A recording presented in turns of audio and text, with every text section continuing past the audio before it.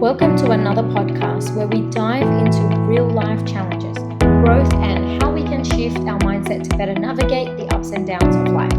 I'm your host, Chemaissem. Today, we're going to explore one of my favorite modalities, hypnosis. Hypnosis is a tool that I use consistently in my practice. Is it not obvious enough? Not just when other therapies fail, but as a core modality for transformation. It's incredible in helping people shift old habits, release trauma, rewire limiting beliefs, and create a new sense of possibility in their lives. So, what makes it so powerful is that it works on the unconscious mind, where so much of our default thinking and patterns are stored. Let me start with something fascinating first about how our brains even develop in early stages of life. Research tells us, according to Shonkoff and Phillips 2000, in an article from Neurons to Neighborhoods, that ages 0 to 7 are critical. This is when the foundations of who we become are literally being downloaded. Neural pathways are formed, patterns of emotions, coping, decision makings are all laid down. And experiences from this particular time create the blueprint for much of our adult behavior. Just consider that for a moment, 0 to 7, which I found very interesting. In Islamic teachings echo the same wisdom. The Prophet Muhammad, peace be upon him, said that from birth to 7, we should feed the mind and heart of our children with love, nurture, and guidance, while structured discipline becomes more central from 8 to 13. From adolescence to adulthood, the foundation we built in those first years influence how we respond to challenges, stress, and even opportunities. So even spiritually, morally, this stage is recognized as formative. Think of it like this. When you get a brand new phone as a child or a young adult, you're super excited, because I definitely remember with my old Nokia, I was super excited. But back in my days, we did not have apps to download. But now with the new tech and Apples and Androids and all of that, you get super excited. So you download every app everyone recommends to you. Is that right or wrong? Think about it. Some apps are brilliant, some you barely even touch. And before long, the device is cluttered. Look, I'm going somewhere with this, so hold on. Later, when you try to add a new app or a new thing inside or a new photo, more useful apps, you realize something. Your phone is full and extremely slow. That's exactly how the mind works. Well, in my opinion. Those early downloads, the 0 to 7, the beliefs, the fears, the coping strategies, the culture, the environment, everything else that's in between, were once very essential. They helped us survive, but now is the question. Decades later, many of those old apps don't serve us anymore. In fact, they can hold us back. And here's the funny part. People are so resistant to letting it go. I see clients clutching onto the old apps so tightly, so fearfully of deleting them. Think about it. Even when they no longer serve them, it served them while the perpetrator was there to keep them safe and protected and okay. But it's no longer serving in the dynamic where the perpetrator no longer exists, as one example. It's like we almost become mentally constipated. And I say this, and some clients sit and look at me, constipated? Well, yeah. When you're constipated, you're holding on to so much shit that you haven't let go. And so your stomach is clouded with 7 to 9 days worth of poo that it becomes hardened. Your stomach gets cramps. You begin to have IBS symptoms and all sorts of things because you're holding on to familiar ways of thinking because it felt safe, even though they're limiting to us, like constipation.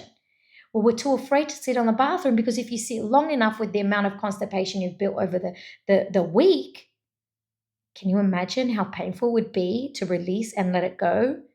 Can I not mention that some people bleed? Well, it's the same with the unconscious mind. And this is where hypnosis helps ease that resistance, gently showing the mind it is okay to let it go and that there is room for new, expansive ways of being. Think of hypnosis as Metamucil, high fiber intake. But if you drink Metamucil while you're constipated and no water afterwards, what happens? You build cement in your stomach, and it works from out. Metamucil works from inside out of the colon, right? And then you've got Osmolax. If you haven't heard of that, well, go look it up. It helps loosen the bowel. It doesn't help you release it. It just loosens it so it can actually go through. So it flushes it from the outer in, right? And it's the same as hypnosis. It's speaking to the unconscious at a conscious level to negotiate the unconscious, to come with agreements at an unconscious level with the conscious to create that congruency to release and let go. Except you don't have to drink Metamucil or Osmolax.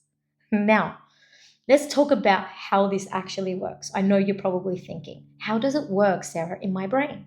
Well, hypnosis allows us to access the childlike mind, or what some people like to call it the monkey brain, even though I prefer the childlike mind, right?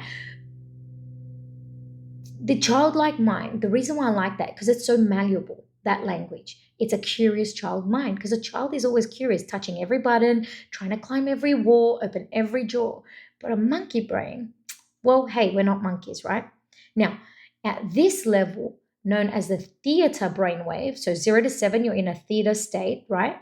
We can negotiate with the conscious mind, the critical faculty, and access the unconscious patterns that were downloaded from those ages of 0 to 7. Once we're in there, we can then delete old programs that no longer serve us. We can reframe the limiting beliefs. We can distort or generalize old narratives and block growth. We can install new empowering behaviors and ways of thinking. So we not only delete, distort, generalize like an NLP model. We don't only reframe the limitations or limiting beliefs or decisions, but we also install. But before we install, we must release the pressure cooker, remember? We must first let go of the constipation, because if you eat any more and your stomach is that full, you cannot fit anything. And you know what happens? You will vomit, right? So we want to delete, distort, generalize, remove the limiting decisions, remove the limiting beliefs. We want to clear these old programs, uninstall everything that no longer serves you, so we can make room and way to install the new blueprint of your life that you now want to create by choice. So let me give you a concrete example of this. When I personally work with clients struggling with addictive behaviors, as an example, we often map their old neuro pathways as map A, habits, trauma, limiting beliefs they've carried for decades. And what I do using hypnosis, we create something called map B. And hypnosis doesn't mean that your eyes are closed and you're asleep. I speak to you while you're consciously aware, speaking to the unconscious mind. But my language slows down to create the embedded commands that you will understand. Now, when we begin to create the new map B, a new network of healthier adaptive behaviors, right? So over time, when challenges begin to arise, the new pathways are now reinforced, helping map B take over as the default, rather than slipping back into the old habits. This approach is brilliantly explained by Maggie Wilds. She teaches the brain mapping model that I learned years ago and I've adapted in my therapy. She describes how the old proteins from map A, which is classified your default, can dominate behavior if not consciously overridden. Through hypnosis, we can redirect those proteins, create new neuro pathways, and then over time, with consistent practice, and reinforcement, map B becomes your default map. So now the client will learn to act from cause rather than effect, where relapse is no longer inevitable, but a choice that can be observed, understood, and avoided. It's quite fascinating. And it is sometimes humorous when you really come to think about it, how resistant people are to letting go of old patterns. And I mean, it is comfortable, is it not? And when you're comfortable, do you want to let go of what no longer serves you? Probably not. But in truth, when you lay the foundation of staying in the foundation that no longer should exist because it no longer serves you, well then, Metamucil, here we come. Listen, I've had clients laugh nervously as they realize they're holding on to the beliefs like I'll never change, or nothing ever works for me, or I am broken, and this is not fixable. Hypnosis, on the other hand, lets us to gently tease apart those old, familiar ways of thinking so we can actually see them for what they are, ideas, not truths.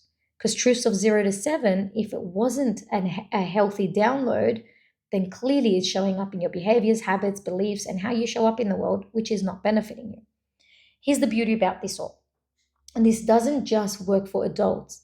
Kids also benefit enormously from mini pattern interrupts too.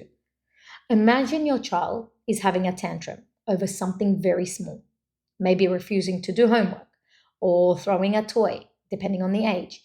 Instead of you reacting, you can pause and model what we do in hypnosis. Deep breath, reflective pause, calm tone, and guide them gently. Because now you're from a cause state, not an effect. You might say things like, I see you're frustrated. Let's take a moment to breathe and think of another way to solve this. You've just interrupted an automatic emotional pattern, created space for choice, and reinforced a new neuropathway in their brain. They now start learning self regulation before they even realize it. Another practical tool I often introduce is the idea of active integration. So, hypnosis is obviously not magic, okay? It is definitely not voodoo, it is not magic, it's not hocus pocus. It's a framework of rewiring the mind, but the client must practice. It's like rehearsing a song until it's automatic. After sessions, I encourage small, consistent actions to reinforce these new neural pathways that them and I have embedded in their mind.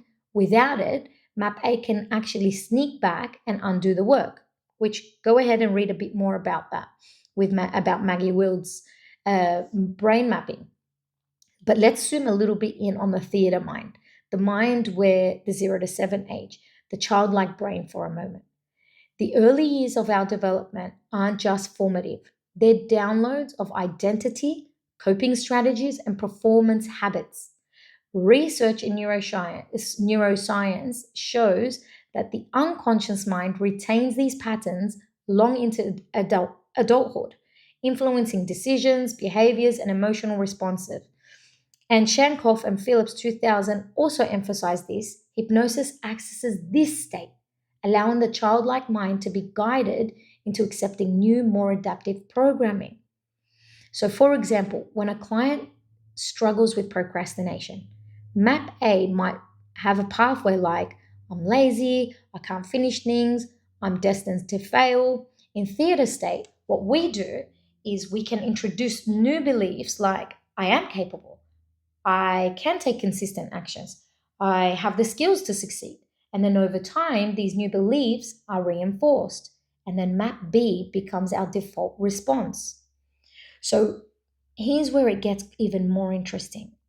Sometimes clients are so scared of letting go of MAP-A because it's familiar, it's safe, even though it limits them, they cling to it back to the constipated mind, right?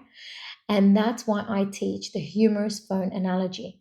We're scared to delete old apps because we don't want to lose something that feels familiar, even if we never use it. Hypnosis allows the mind to see, I can't let this go.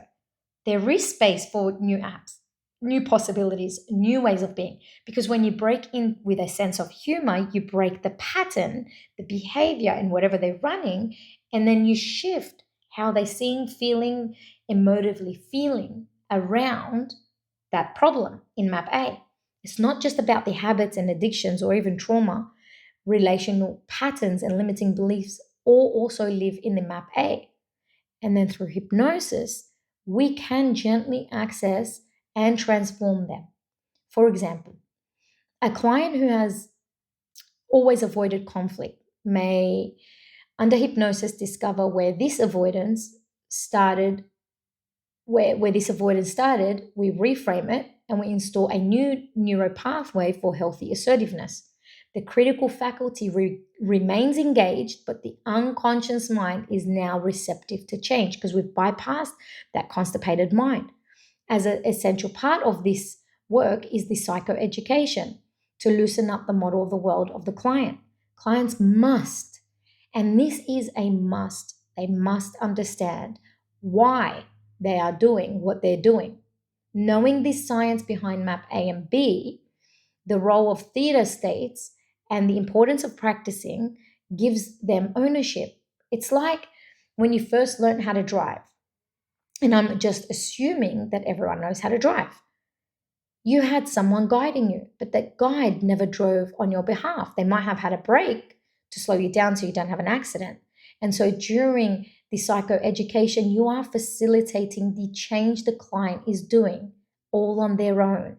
You're not doing it for them. They must take ownership. Psychoeducation helps loosen up the model of the world, helps loosen up the idea around something that's held them back. And it's not about doing something to them. It's not about doing hypnosis to them.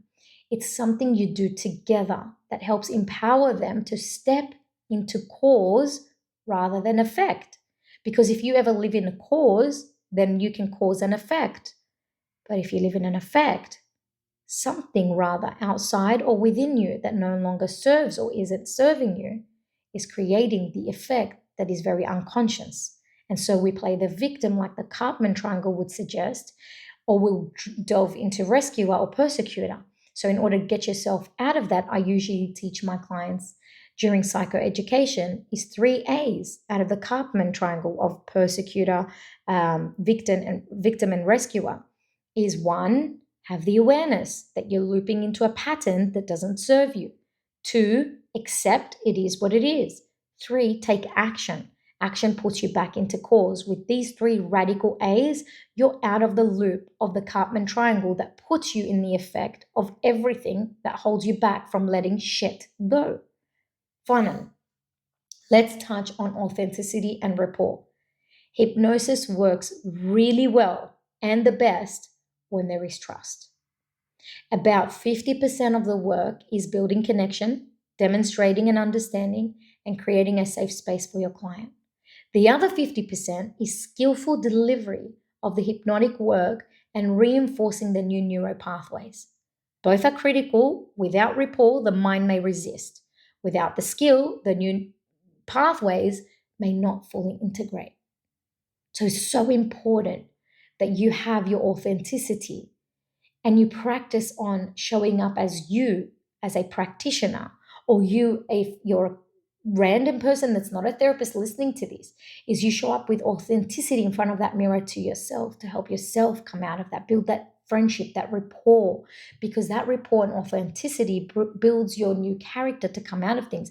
And as a therapist, the therapist's authenticity and rapport builds the trust to help release 50% prior to attending your session. The other 50% is their skill. So whether you're a practitioner looking to deepen your practice or someone curious about hypnosis, which can support lasting change, remember this. It's not about magic or control. It's about guidance, negotiation, and empowerment. We tap into this part of the mind that is naturally adaptable like a child and create room for growth, healing, and a life lived with intention. I hope this has been helpful and openly enlighten you to new perspectives around hypnosis. From my heart to yours, as always, stay tuned.